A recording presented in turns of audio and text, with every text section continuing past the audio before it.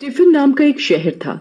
वहाँ एक परिवार रहता था। उसमें एक पति पत्नी सुमेध मलिका और उनके 2 बच्चे थे। सुमित अपने आगे की पढ़ाई के लिए देश से बाहर गया था और सुमेलिका एक बहुत बुरी लड़की थी। वो बहुत घमंडी, कम बोलने वाली और एक खड़ूस लड़की थी। कोई भी उससे बात करना नहीं चाहता था। वो अपने मम्मी पापा से भी ठीक से बात नहीं करती थी।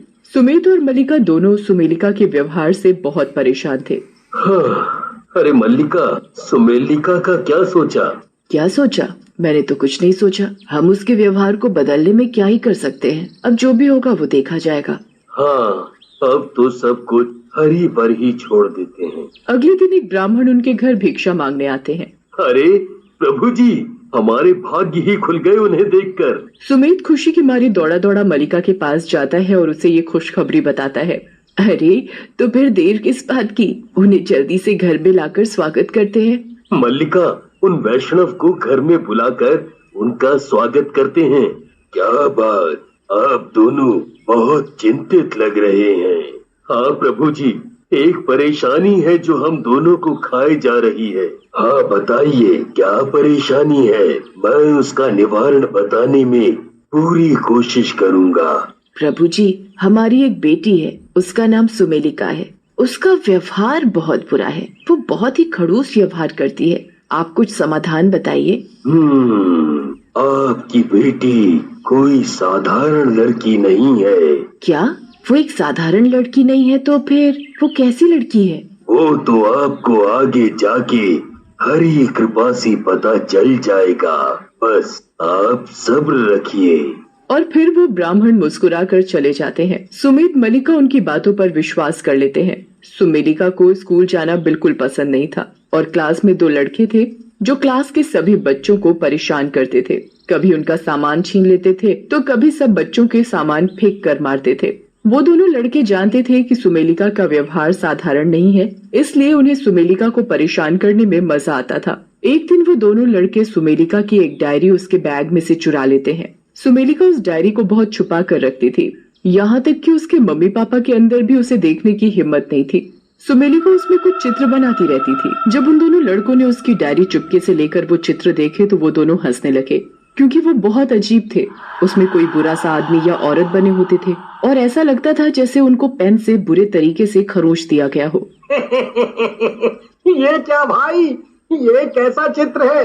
बड़ा अजीब है। हाँ भाई, ये तो बड़ी अजीब है। भाई, आज तो इससे गंदे वाला मजा लेंगे, गंदे वाला। वो लड़के वापस क्लासरूम में जाते हैं। अभी टीचर को आने में 15 मिनट थे। सुमेलिका अपनी डायरी बेंच पर बैठी ढूंढ रही थी पर उसे नहीं मिली। तब वो लड़के दूसरों को परेशान कर रहे थे। तभी उन्होंने एक दूसरे से कहा, भाई चल ये डायरी सुमेलिका के ऊपर फेंक के मारते हैं। ओ चल, मैं फेंक के मारता हूँ उसको। हाँ। और फिर वो लड़का सुमेलिका की चोरी की हुई डायरी उसके ऊपर फेंक कर मारते हैं। जब सुमेलिका को वो डायरी लगती है और उसे जब पता चलता है कि वो उसी की डायरी है जो उन दोनों लड़कों ने चुरा ली थी, तो उसे बहुत गुस्सा आता है। तब वो उन दोनों को कुछ नहीं कहती। फिर वो अपनी डायरी खोलती है और फिर एक अजीब सा शरीर बनाती है और वो उस शरीर के पेट में पेन से गोल गोल घुमाने लगती है। तभी वो लड़का जिसने उस पर डायरी फेंकी थी, उसके पेट में दर्द होने लगता है।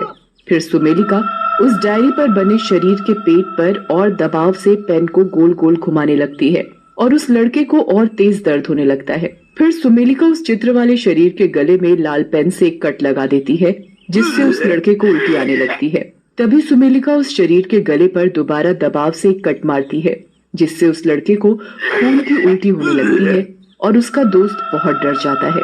तभी पीछे से टीचर आ जाते हैं और उन दोनों लड़कों को बोलते हैं, अरे इस लड़के को बाहर स्कूल के मेडिकल रूम में ले जाओ। और फिर वो दोनों बाहर चले गए।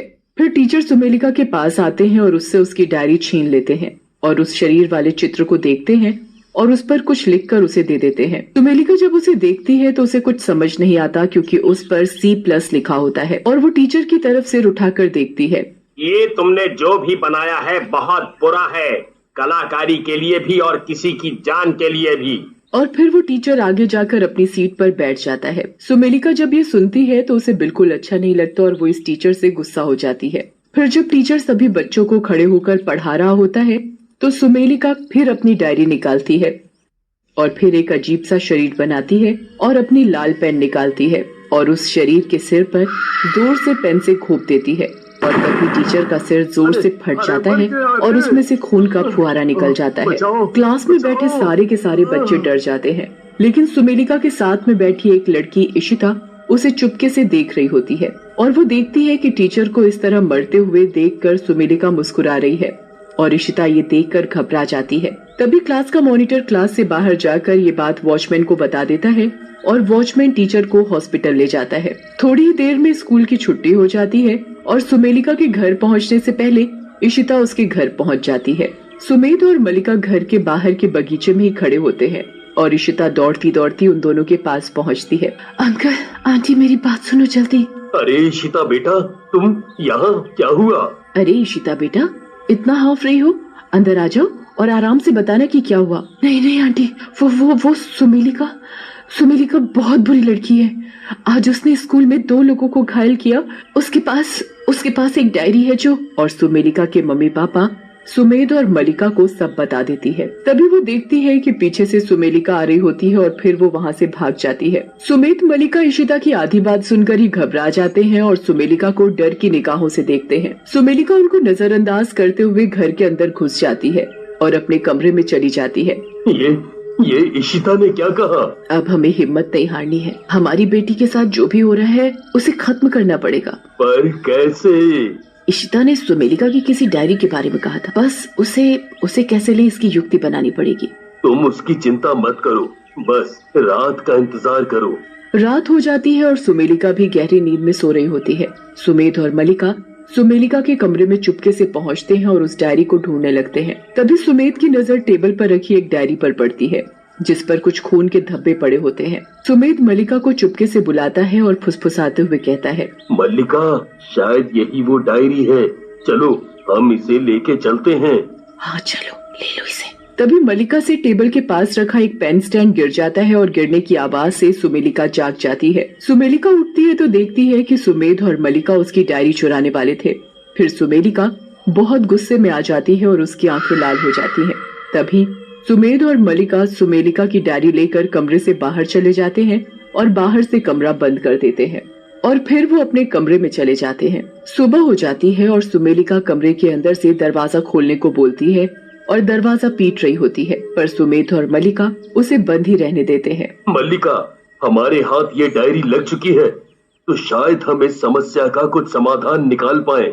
हाँ सुमेध, चलो देखते हैं कि इस डायरी में है क्या। सुमेध और मलिका डायरी को देखने लगते हैं और वो डर जाते हैं क्योंकि उसमें बहुत अजीब अजीब से चित्र बने होते थे शरीर के, और हर शरीर के चित्र पर लाल पेन से कट का निशान बना होता था।